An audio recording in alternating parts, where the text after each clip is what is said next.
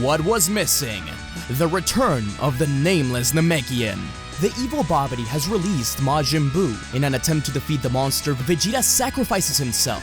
During the commotion, Kaioshin and Gohan disappear, thought of as dead by Goku and the rest, while Piccolo and Krillin speed off to the lookout, alongside the kids. Soon after, Goku arrives with the grave news of Vegeta, Gohan, and Shin's death. Struck by grief, Piccolo realizes that if only he had been stronger, he could have protected Gohan and stopped this whole situation. After stopping further wishes from being made by Bulma, Goku takes the team up to the lookout, where they discuss their options. Goku has the idea of fusion, but Piccolo's guilt and grief force him to speak up. He has an idea of his own. Though Goku insists that Piccolo helps teach the kids fusion, Goku sees the determination in Piccolo's eyes and agrees to instead have Krillin and Yamcha help him. But first, Piccolo asks one thing of Goku: teleport him to planet Namek. What does Piccolo have in mind? The adventure continues now.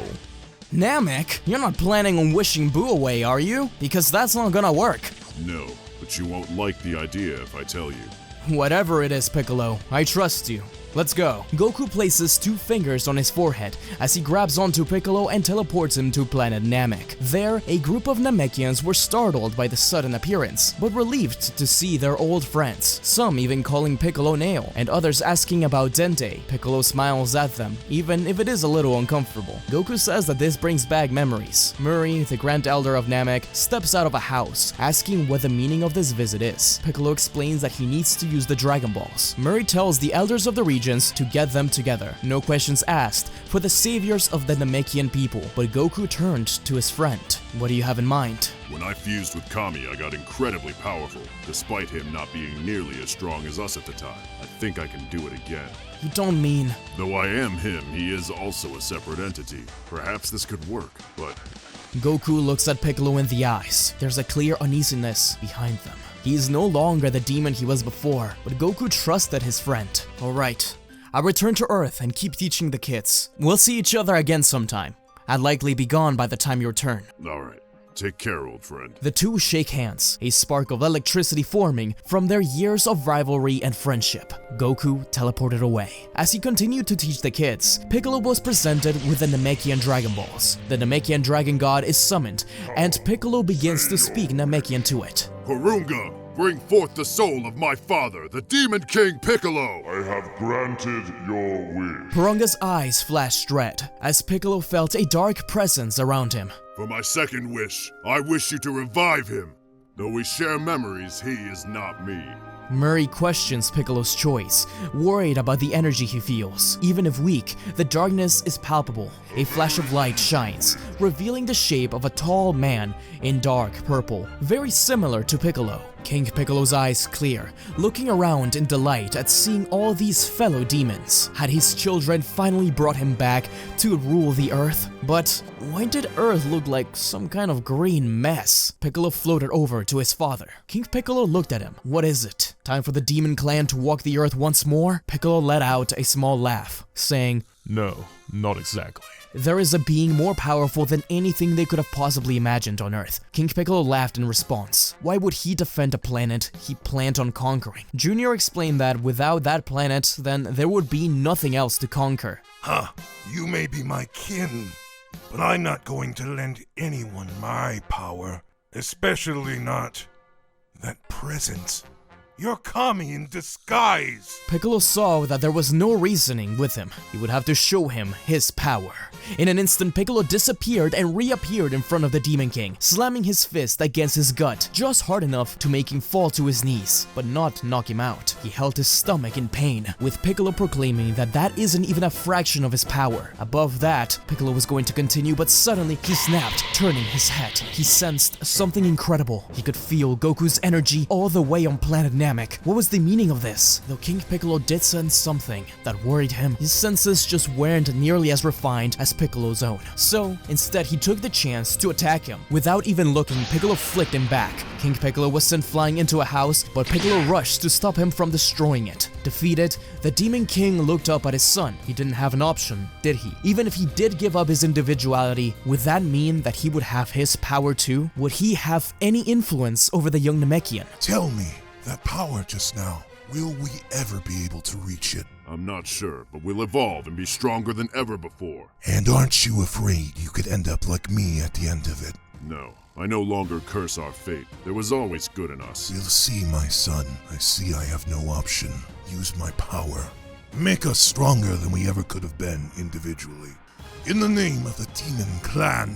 Piccolo did not respond as he placed his hand on Piccolo's chest and absorbed him onto himself. The power that erupted from the fusion was palpable. Murray couldn't believe it. Even after sensing Super Saiyan 3, this power is nearly as impressive. Could this be the foretold Namekian savior? But Piccolo's aura was dark, with sparkles of red electricity around it. In his mind, the Nameless Namekian could feel the darkness from long ago, a sentiment he hadn't felt since he first saw Son Goku at the 23rd Tenkaichi Budokai all those years ago. Murray asks Piccolo how he feels. After all, the forbidden technique takes a lot out of the user. Yeah, as the final wish, Porunga, take me to my world. I have granted your wish. Murray didn't like the sound of that, but the Namekians wove it off, saying goodbye to Piccolo. The Nameless Namekian simply smirked as he was consumed by a red lightning bolt and taken to Earth. Piccolo makes his way back to Earth, but first, only around 22% of you guys are subscribed, so don't forget to subscribe and click the bell icon so you never miss the best of Dragon Ball what-ifs out there. Anyways,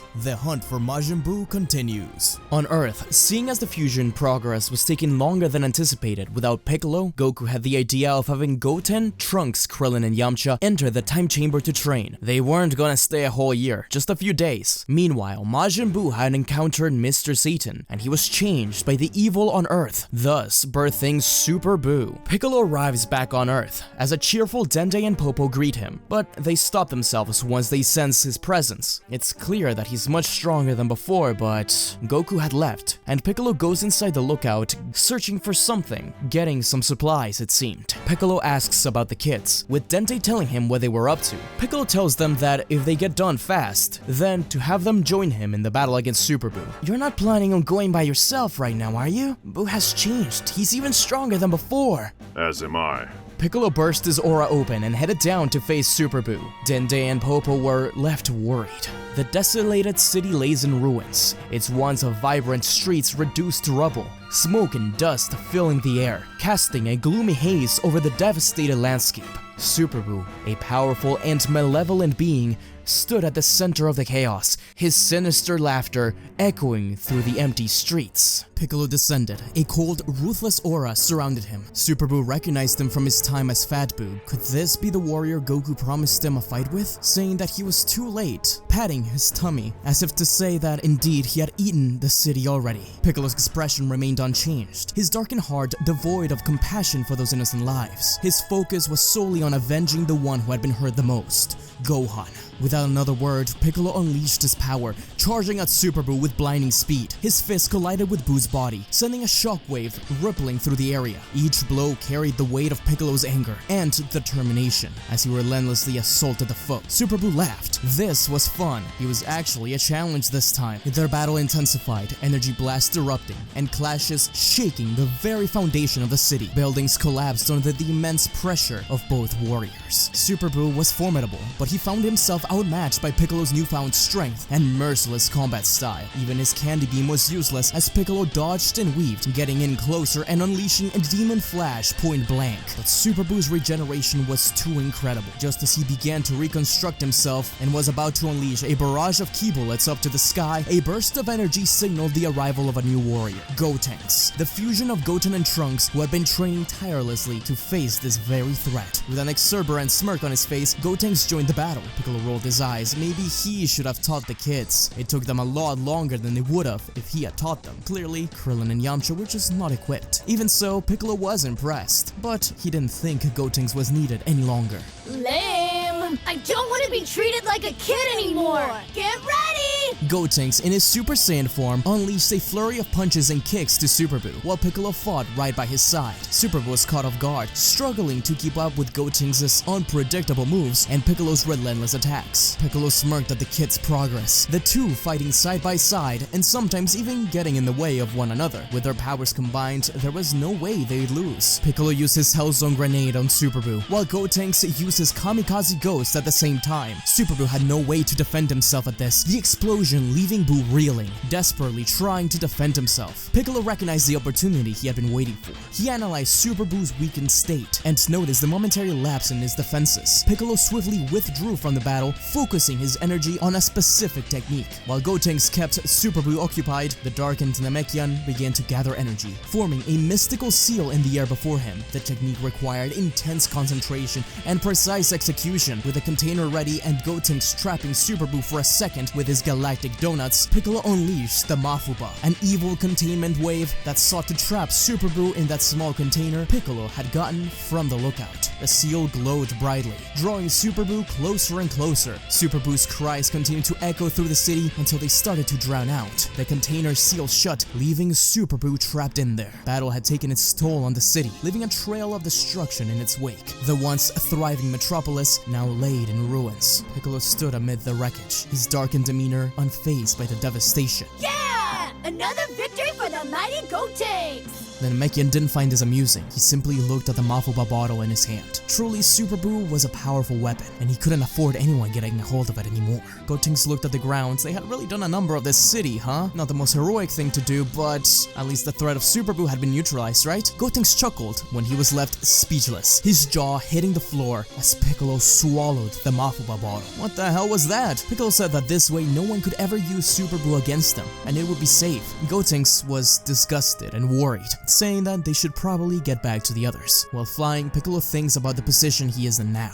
Goku, Gohan, Vegeta, they're all dead. He is now the most powerful warrior on Earth. He has surpassed them all. The world was ripe for his taking. He tries to fight off these dark thoughts as they make their way to the lookout. There, Krillin asks where Buu is. He didn't feel him die, but he seems to be gone. Piccolo smirks. The job is indeed done. Now they can all use the Dragon Balls to bring Gohan back to life. But, Piccolo, Goku stopped Shenron from granting the last 2 wishes. There's at least 4 months left before we can use them again. Wait, that's right, Bulma! The wish you made, what was it? Bulma explained that she wished for everyone killed that day to be revived, except for the bad guys. That means Goku was wrong. Gohan is alive, isn't he? Dende, look for him! Dende ran to the edge of the lookout, sensing all over the world, but despite his best efforts, there was nothing. Piccolo was losing patience as Chi-Chi and Videl cried in the background. Nothing, there's nothing, I can't see him. Look harder, he has to be alive! I can't. I can see everything below and he's not there. The angered Piccolo grabs Dende by the collar, yelling at him to keep trying. Krillin shouted at Piccolo to let him go, and Gotenks pushed him. They can find Gohan, there's no need for this. But the dark aura from planet Namek began to envelop Piccolo once more. It felt like the same cold from when he was first killed at the World Martial Arts Tournament. Gotenks yelled at Piccolo to stop this as Krillin recognized the darkness within. It felt like the same cold from when he was first killed at the World Martial Arts Tournament. Gotenks finally defused, and the kids continued to yell at Piccolo. Krillin screamed at them to get away. Yamcha thought that Piccolo was just kidding, but seeing the look of fear in Krillin's face made him realize just what was going on. Piccolo's eyes shifted to look down at them, focusing on Goten. Images of the last time King Piccolo roamed the earth began to swirl in his mind. The battles at the king's castle, the punch through the chest, the anger in the kid's eyes. Piccolo's face was one of pure anger. Krillin acted quickly, pushing the kids out of the way and off of the lookout as Piccolo threw Dende to the side and tried to grab Goten. Goten and Trunks fell as they heard Krillin yell at them to get away. They floated back up to see what was happening. Krillin battling against Piccolo, but nothing could land. Bulma and Yamcha recognized it. It was like before, like when King Piccolo ruled the world for a day. The pure malevolence and look of superiority from back in the day. They both yelled at the kids to get away, that without Gohan and Goku, they are Earth's last hope if Piccolo does not calm down. The kids didn't want to listen, bursting back in, but Piccolo blasted a mouth beam at them, forcing them to flee as the Namekian tried to go after them. The last thing the kids hear while flying away with tears in their eyes is to hide their ki as soon as they can. Goten and Trunks hide out in the forest. They have to wait 30 minutes before they can fuse again. In the meantime, they have nothing to do but train with each other. They don't really want to kill Piccolo, right? As the warriors stand before Piccolo, the Namekian announces himself as the new Guardian of Earth. The heroes get ready for the toughest battle in their life, trying to talk sense into Piccolo, but they don't know if they stand a chance against him. Piccolo laughs, looking at Krillin and asking, Tell me, what day is it today? May 8th. Why? No way, tomorrow is King Piccolo Day! I should pay a visit to an old friend. I don't need my full power to deal with you all. Piccolo's body splits in two, with the clone leaving for the king's castle as the main body smirks at the Z fighters. They don't stand a chance. Piccolo's dark aura enveloped the sacred grounds of the lookout, causing unease to ripple through the observers. His eyes glinted with malice. Meanwhile, on the surface, the kids ate what they could and rested. They couldn't really train without alerting Piccolo to their location. Their best bet was showing off something which they didn't get to use against Super Buu. Super Saiyan 3. After a few minutes of the altercation, Piccolo defeats the fighters. They were all on the floor, beaten to a bloody pulp. Roshi felt his heart sink. He could recall his master's death at the hands of the Demon King during the original Piccolo Wars. For a second, he thought that he could do the same, sacrifice himself in order to use the Mafuba. But he remembered back to when he watched Kami use the Mafuba on Piccolo, only to have it reversed. This really was hopeless. Dende ran over to his fallen friends, crying out to Piccolo a solemn, "Why?" Piccolo knows that this is what he was created for.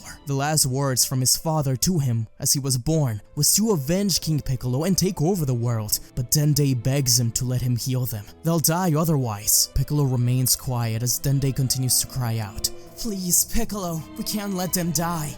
I know there's still good in you. Remember our times on Namek, your battles against Cell. There's a reason you did all of this for us. Gohan's gone, but not everybody else has to die. Please, Nail, listen to me." Piccolo snaps out of it for a second, responding to being called Nail by Dende. He looked at him, recalling back to planet Namek, but he quickly turned away. Heal them. I can't afford for my most powerful subjects to die, for now. Dende heals them. There was still good in him. He could sense it, but as soon as he was done healing them, the dragon team just stared at Piccolo, afraid. Without another word, Piccolo lifted his hand up full of ki. They were to stay at the lookout, while they waited for Goten and Trunks. Don't worry, I'll take care of them, and raise them to be perfect members of the Demon Clan. Krillin and the rest got on guard again. But Piccolo wasn't going to kill them. He just couldn't have them interfere with his plans. Not that they could. Krillin and the rest of the fighters were frozen with fear. Piccolo was so far above them that it would be useless to attack or try to flee again, unless they wished for death. Even as 18 asked Krillin what they should do, she watched her husband stand there, staring at the black and red electricity circulating through Piccolo's body. "I don't know. My body won't respond to me." 18 gulped, looking down on Marin. Were the kids really their last hope? Meanwhile, the other Piccolo arrives at the king's castle. The sight was so familiar, so nostalgic. As he stepped through the area, he could clearly hear Goku's It's time for your terror to end! The ground beneath him cracked as he walked. Inside, guards tried to stop him, but not a single bullet hit him, as his aura was more than enough to blow them away. Finally, he entered the king's quarters, the door slamming open as the startled king hid behind his guards. They fired their guns, with Piccolo bouncing all of them off of one finger. The king couldn't believe what he was seeing. That man, was Majin Buu affiliated with him? Was Buu just a tool used by Piccolo for his return? As Piccolo made his way to the king, proclaiming the return of King Piccolo Day, he sensed something. The king cowered behind his chair, opening one eye to see Piccolo looking surprised. But there was no one there. Piccolo burst out of the castle through the ceiling, leaving the king and his guards confused. But there was a reason he left. At the lookout, while Bulma, Chi-Chi, the Ox King, Dende, and Popo yelled at Piccolo to snap out of it, a bright light appeared before the newly appointed guardian. Ta-da! You dare challenge us, Piccolo? Piece of cake! Definitely nothing the strongest in the universe can't handle. If you think I'll be as easy as before, you're in for a big surprise. Gotenks pulled his arm back. The entire lookout began to shake and crumble. In Piccolo's mind, he remembered the power he felt on planet Namek. It was very similar to this. It couldn't be, could it? As his clone arrived and combined back into him. Gotenks truly was impressive. Those kids, they were the future of martial arts. But Piccolo caught himself thinking this. Was he actually excited for them? The Namekian shook his head in disgust. Even if it was exciting, he couldn't afford to get distracted. So, that must be the power I felt from Namek, huh? This is a Gotenks first, Piccolo. Goku may have shown it off initially, but Super Saiyan 3 is now my form. Gotenks began to count on one hand the amount of time he had left as Super Saiyan 3, saying that he won't need any more than a few seconds anyways. Gotenks made eyes with Krillin and the others, as if to promise that they'd be safe. To Piccolo, it didn't matter if this was Super Saiyan 3, 4, even 1000. Goten and Trunks' power will be his to use against the world. Gotenks pushed himself to the side, surprising Piccolo by not attacking straight on. Then they hoped the lookout would be able to hold up. "Everyone, inside!" The team ran into the lookout, hiding as Gotenks slammed Piccolo through the top, causing some of the crumble to nearly crush Roshi as he made his way inside. Gotenks displayed remarkable speed and agility, launching powerful punches and energy blast at Piccolo. The fusion fought like a combination of Goku, Vegeta, and Piccolo's techniques, but with its own unpredictable spin. He hated to admit it, but the demon was proud. Something he noticed, however, was that they were always trying to act like superheroes, and this got in the way of finishing him off. The Galactic Donuts, the Kamikaze Ghost, they were incredible techniques that gave Gotenks a chance at landing a devastating blow, but they never really took it. Fools, Piccolo thought to himself. The two warriors weaved through the air, exchanging blows over and over. Gotenks unleashed a slew of ghosts, which Piccolo blasted away. They exploded, unknowingly giving Gotenks the chance to charge up a big tree cannon, striking Piccolo head-on and sending him crashing down to the lookout once more. But Piccolo quickly recovered, angrier than ever before. But from the smoke, Piccolo's arm extended out, grabbed Gotenks, and pulled him back down. Piccolo then punched Gotenks in the stomach, threw him up in the air, and blasted at him once more. This hurts the fusion quite a bit, but Gotenks was determined to protect those he loved. Piccolo does recognize Gotenks' growth and resolve, gradually increasing his own power, wanting to test the fusion's true potential. Gotenks used his Die missile barrage on Piccolo, forcing him on the defensive, causing him to momentarily lose balance. With this opportunity, Gotenks charged forward, aiming to trap him with his galactic donuts. Piccolo had no escape, but as he fired, the fusion finished. Two kids were left speechless. Their time limit betrayed them. The sudden diffusion left them momentarily stunned. Goten and Trunks stood side by side, defiantly standing up to Piccolo. Piccolo slowly approached the pair, commenting on how they would make perfect little demons for his army, much like Gohan was supposed to. "We won't become your demons," Goten shouted, his voice filled with unwavering resolve. "We want the old Piccolo back." Piccolo crossed his arms. They could have gotten close to finishing him off once, but Trunks looked at Piccolo angrily. "What are you talking about? We weren't trying to kill you." Piccolo's expression faltered for a moment. Both of the kids' expressions and voice reminded him of Gohan all those years ago. He clenched his fist, but he snapped out of it quickly and smirked. He liked the anger he felt within the kids. It would be useful. They should give in. But someone stepped out from the lookout door. Chi-Chi pushed the kids off to the side, her eyes filled with anger, determination, and a touch of sadness. She couldn't just stand there and watch her son deal with this alone. Then they tried to stop her, but Bulma ran in too, hugging Trunks away from Piccolo. Chi-Chi slapped Piccolo, saying that she always thought that he was trouble, but Goku said that he wasn't evil anymore, and that Gohan always believed in him. She couldn't let him hurt her kids anymore. Piccolo took a step back, realizing why Goku was always scared of her, but it wasn't her that pierced through his heart. It was something else, a presence that felt incredibly familiar. There was a palpable gasp amongst the crowd, while Piccolo slowly turned around. "I told you we'd see each other again soon." And just as the tension reached its peak, Gohan, emanating an intense, powerful aura, arrived at the scene. The prodigious warrior, having been brought to Earth by Kibito, stood tall, his eyes staring through the soul of Piccolo. His baggy gi moved in the wind, a familiar color set, not Goku's, Piccolo's. Gohan! His voice filled with a mix of surprise, relief, and regret, igniting the fire within his heart. He couldn't believe that he was still alive after all. Why couldn't Dende find him? Without another word, Gohan and Piccolo slammed their fists against each other, rocking not just the lookout, but the entire planet. Goten and Trunks were glued to Gohan's awesome power, even while Chi-Chi and Bulma tried to shower them with hugs and kisses. All the fighters and civilians stepped out to watch the display. Bulma asked if Piccolo really was gone, but Krillin disagreed. "No, the real Demon King didn't hesitate to use his children to kill me." Dende agreed. Even Nail had a response within him. If only he could remember what it was he fought for. If anyone can remind him, it's Gohan. Gohan was driving Piccolo away from the lookout and towards a more barren landscape. The battlefield crackled with raw energy and palpable tension as Ultimate Gohan confronted his once loyal friend turned evil. His eyes, usually filled with warmth and compassion, now burned with determination mixed with sadness. Piccolo's cloak billowed around him, flapping wildly in the gust of wind, as if mirroring the turmoil within his soul. As Gohan took a step forward, he spoke with a voice filled with sorrow and determination. "I know you're still in there, buried beneath the darkness. Don't you remember what we've gone through? Don't let the shadows take away the bond we've built." Piccolo's face contorted into a twisted grin, his voice laced with venom. Bond? Friendship? Such weaknesses are for the naive, Gohan. Power is what truly matters. I am now taking my place as the rightful ruler. Kami, King Piccolo. Both once rulers of Earth live within me. Join me, Gohan, as I once wanted you to. Gohan looked down, he would never consider such a thing. Perhaps the colors he wore once represented evil, but to him, they meant friendship. He would have to beat that into him. With a burst of speed, Gohan launched himself towards Piccolo, his fist crackling with a brilliant surge of ki. His movements were fluid, a testament to the training with the Sea Sword and the old Kai. As his fist neared Piccolo's face, the Namekian effortlessly blocked the attack, his hand full of sinister energy. Despite Gohan's incredible power increase, he had a hard time landing anything on Piccolo. He was his master after all, and Piccolo recognized it. You may know everything I will do, son Gohan, but I know everything you are going to do. Strange, isn't it? Piccolo's lips curled into a snarl as he unleashed a barrage of devastating blows, but the young warrior stood firm, his face etched with unwavering faith as he blocked every single one of the strikes. At the lookout, the kids and the fighters could sense the destructive battle. They had to do something, they had to help Gohan. Goten and Trunks looked at each other, freeing themselves from their mothers and bursting towards the area. Krillin promised them that with Gohan around, they will be safe, but that really didn't make them feel better.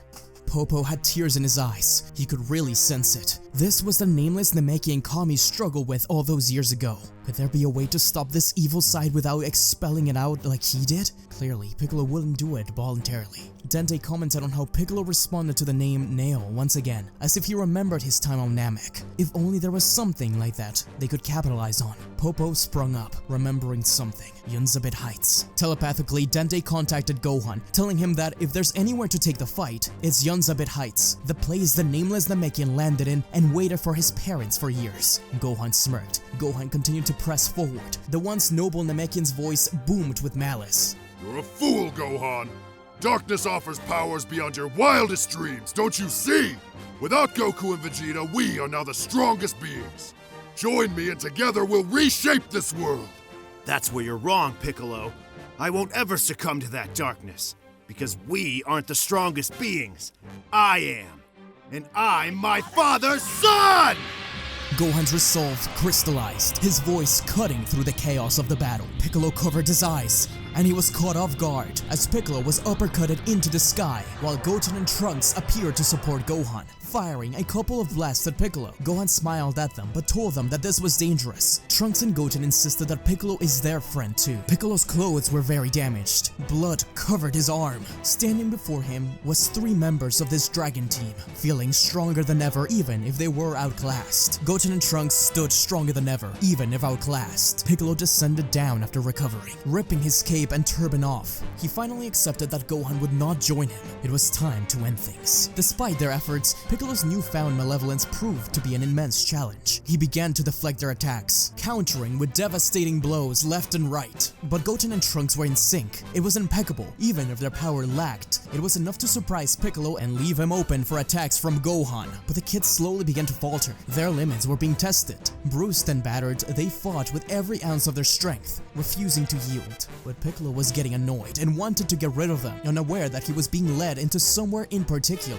Piccolo fired a blast at Goten. Trunks, wanting to prove that he was the true hero here, jumped in the way of the attack, defending it. But the blast proved to be stronger than expected, using every ounce of his power to protect himself and Goten. He was finally brought to the ground, nearly unconscious. Goten was angered, with the brothers descending down to check on him. Go, take him to the lookout. I've got this. But Gohan looked at the pain in Goten's eyes. His younger brother said that he had already lost Gohan and Piccolo once today. He wasn't going to do that again. He wanted to help. Gohan looked at the determination in his brother's eyes, nodding and telling him to follow his lead. Piccolo still hadn't recognized what area they were at the edge of. Piccolo, with a booming laugh, blasted down towards them, firing ki bullets as he moved. Gohan and Goten moved in a zigzag pattern away from Trunks, cupping their hands together, charging up a powerful Kamehameha. With a nod, they combined their powers, their auras intertwining. This made Piccolo pause for a second. Deja vu. Gohan remembered back to the Kaioshin realm, where his father and the rest watched in awe as Piccolo turned against their friends. Goku, worried, told Gohan about the first time he defeated King Piccolo, and the time he won the World Tournament against Ma Jr. Perhaps something there could give him a hint at how to defeat Piccolo. Before he left, Goku made Gohan promise that he'd bring Piccolo back. He had to remind this Demon King. The blue orb charged for the family Kamehameha. Piccolo began to create his own ki shield around himself and and charge his own blast, even stronger than the one they were about to fire. Goten was worried when Gohan said, To the ground, now! Without any more questions, Goten and Gohan fired their Kamehamehas against the ground, the force propelling them towards Piccolo as he fired his own blast. Piccolo thought they were going to clash attacks. Not this. This was so familiar. Piccolo was forced to let go of the energy blast as a mountain exploded in the distance. Goten and Gohan zoomed around the beam, twirling, pulling their arms back and focusing their ki on this single punch. Piccolo could almost hear the roar of an Ozaru as the brothers reached them. He stared at Gohan and Goten, both of them smiling. With this twin Ozaru fist, his ki orb protected him just a bit as they punched through it. A huge explosion causing the three of them to be sent flying into different directions. For a few seconds there was nothing, just silence. Extremely hurt, Piccolo wiped some blood off his lip, slowly regenerating a missing arm. He opened his eyes to look at the sky. It was cold, freezing even, but it wasn't freezing to him. It was warm, familiar. He stood up, ready to continue the fight, only to be met by Gohan staring down at him, holding a hurt Goten. The look in Gohan's eyes made Piccolo stumble back. Was this really Gohan, or was this the spirit of Son Goku flashing before him? His eyes widened as he looked around. This place. Piccolo was suddenly filled with a surge of emotion, causing him to fall to the ground. This was the place he first landed at hundreds of years ago.